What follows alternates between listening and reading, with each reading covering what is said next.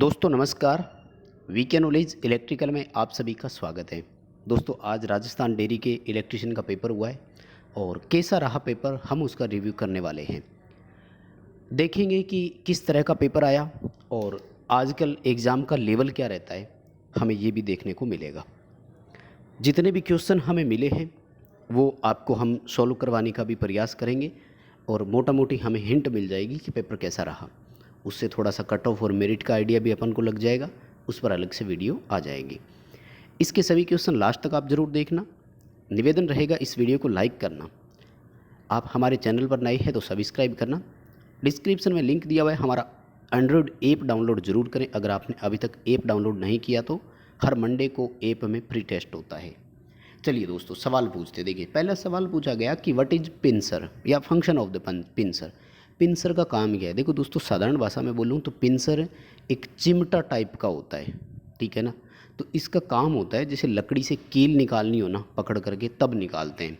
इस तरह से बना हुआ होता है और आगे इसके ना यूँ खांचा होता है ये वाला, इस तरह से। तो यहाँ कोई कील वगैरह पकड़ कर अपन निकाल सकते हैं इससे। तो पिंसर का कार्य क्या है। अब ये इसका सही उत्तर क्या है वो तो ऑप्शन पर डिपेंड करेगा, लेकिन मोटा मोटी मैंने आपको बता दिया कि चिमटे के आकार का होता है, उसके जैसा होता है। तो लकड़ी में से कील निकालनी हो तो मोस्टली उसके लिए उपयोग करते हैं। इलेक्ट्रिकल में इसका कोई उपयोग नहीं है, जैसे मतलब डायरेक्ट कोई फेज वायर वगैरह या वायर छीलना, इंसुलेशन हटाना, ऐसा कोई इसका उपयोग नहीं है। सेकंड दोस्तों सवाल पूछा कि वो कौन सी डिवाइस है जो प्रकाश ऊर्जा को विद्युत ऊर्जा में बदलती है। बहुत साधारण सा है और इसके तो स्टूडेंट को ऑप्शन भी याद रहे, अच्छी बात है। तो वो डिवाइस जो प्रकाश ऊर्जा को विद्युत ऊर्जा में बदलती है फोटो इलेक्ट्रिक डिवाइस कहलाएगी। वो आपको फोटो इलेक्ट्रिक डिवाइस के ऑप्शन की ओर जाना था, कोई दिक्कत नहीं है। इसका फोटो इलेक्ट्रिक आपका सही होगा और उम्मीद है आपका भी सही हुआ होगा। और सवाल पूछा गया कि ड्रिलिंग का पार्ट निम्न में से कौन सा नहीं है। तो हेड, सिंक, बिट, है ना, ये इस तरह के दिए हुए हैं। ड्रिफ्ट, तो ये सब तो पार्ट होते हैं ड्रिल मशीन में। अगर आप देखें तो चकनट, ये जितनी भी चीज़ें हैं, ड्रिल बिट, है ना, की होल, ये सब पार्ट की श्रेणी में आते हैं। तो नाम से पता लग जाता है कि कौन सा नहीं है ना। देख सकते हैं आप, जैसे हेड है, सैंक है, ये तो होंगे। ड्रिफ्ट भी होता है और चक दिया हुआ है, चक नट दिया हुआ है, तो वो भी माना जाएगा, है ना। कौन सा नहीं था वो आप अब देख सकते हैं इसमें से। अच्छा एक सवाल पूछा कि ऐसी कौन सी ड्रिल मशीन है जो एक्स वाई जेड में रोटेशन कर सकती है। एक्स वाई जेड में रोटेशन का मतलब समझते हो, यानी एक्स वाई जेड बोलें तो किसी भी डायरेक्शन में हम उसको जैसे चाहें वैसे यूज कर सकते हैं। तो सिंपल सी बात है, इसके लिए जो ऑप्शन अपना रहेगा पोर्टेबल ड्रिल मशीन आएगा। क्योंकि पोर्टेबल का मतलब यही होता है कि कहीं भी उठाओ, ले जाओ और यूज कर लो। पोर्टेबल का मतलब यही होता है। दो तरह की मशीन होती है अपने, एक तो पिलर के साथ लगी भी रहती है तो परमानेंटली वो वहीं यूज हो सकती है, और एक पोर्टेबल ड्रिल मशीन होती है। तो नॉर्मली अपन घरों में जिस ड्रिल का यूज करते हैं वो पोर्टेबल ड्रिल मशीन ही कहलाती है, राइट। आगे दोस्तों कहते हैं सवाल पूछा आरसीसी पोल में स्पेन कितना होता है। तो ये डिपेंड करेगा, ऑप्शंस क्या क्या दिया था।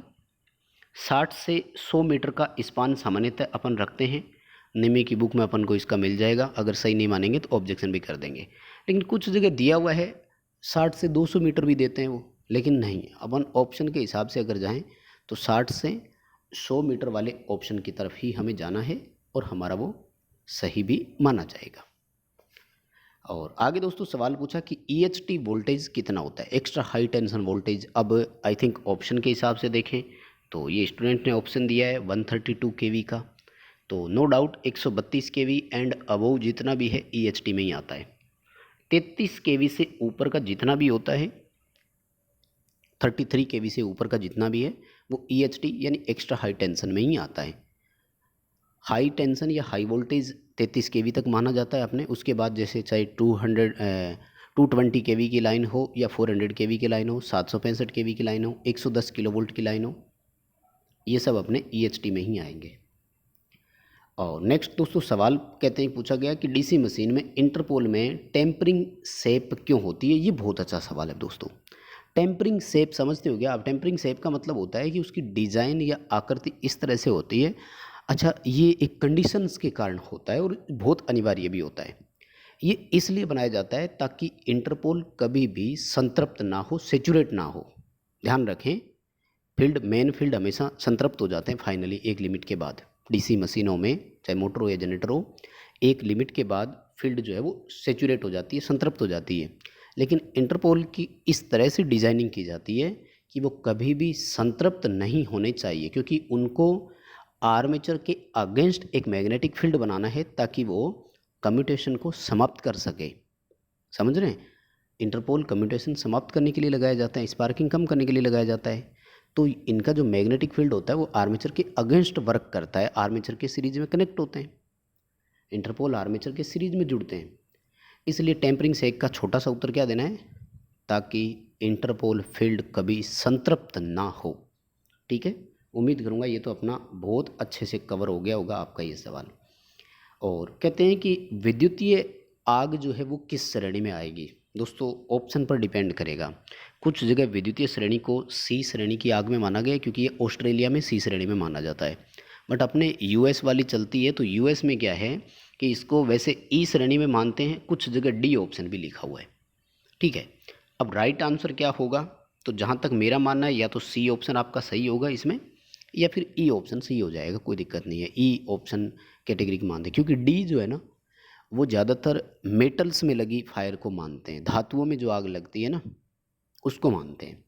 तो इलेक्ट्रिकल वाली को ई या फिर सी कैटेगरी दे सकते हैं। अगर आपको ऑप्शन वहाँ ई नहीं दिया हुआ है, जैसे दिल्ली मेट्रो, यूपीपीसीएल, इनमें कई बार एग्ज़ाम हुआ जहाँ और कोई ऑप्शन ही नहीं था हमारे सामने, तो फिर वही उत्तर हमें करना था।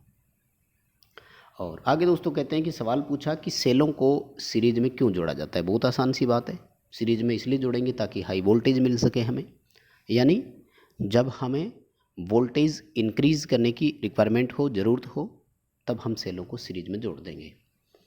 और अचालकों का एक सवाल पूछा गया और इनके ताप गुणांक के बारे में पूछा है ना।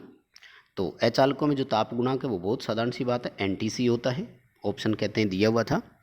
और no doubt negative temperature coefficient ही होता है, मतलब ताप बढ़ने पर इनका रेजिस्टेंस घटता है, यानी ऋणात्मक ताप गुणांक कहलाता है। सोल्डरिंग से सवाल आया और उसमें फ्लक्स का काम पूछा। फ्लक्स एक पेस्ट के रूप में होता है और जहाँ हम सोल्डरिंग करते हैं उस जगह पर लगाया जाता है। तो उसका पर्पज़ होता है कि वहाँ अगर कोई डस्ट वगैरह है तो उसको वो बहा करके ले जाता है, क्योंकि गर्म होते ही फ्लक्स जो है वो पेस्ट था वो एक द्रव के रूप में बदलना शुरू हो जाता है और वहाँ से बहते हुए दूर चला जाता है। तो कोई भी डस्ट वहाँ है उसको निकाल देता है, एयर वगैरह अगर है तो उसको नहीं होगा। इससे क्या है, ऑक्सीकरण नहीं होगा और जॉइंट मजबूत लगेगा, प्रॉपर जॉइंट लगेगा।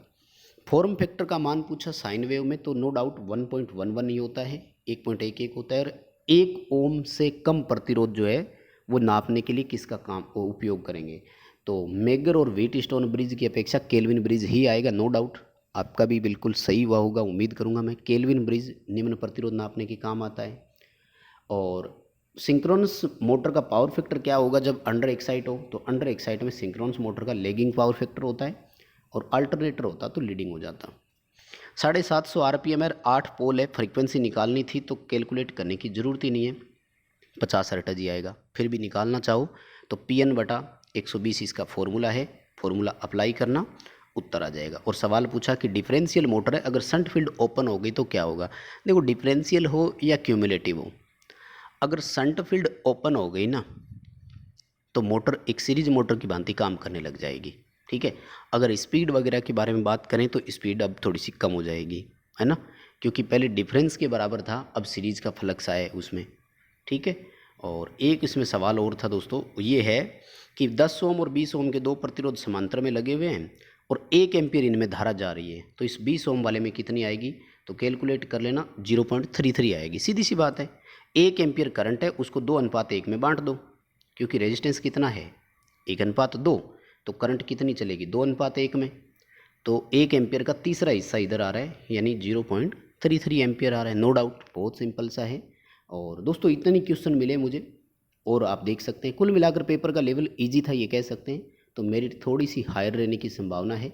इस वीडियो को लाइक कर देना, डिस्क्रिप्शन में लिंक दिया हुआ है, ऐप डाउनलोड जरूर कर लेना, चैनल पर नए हो सब्सक्राइब कर लेना।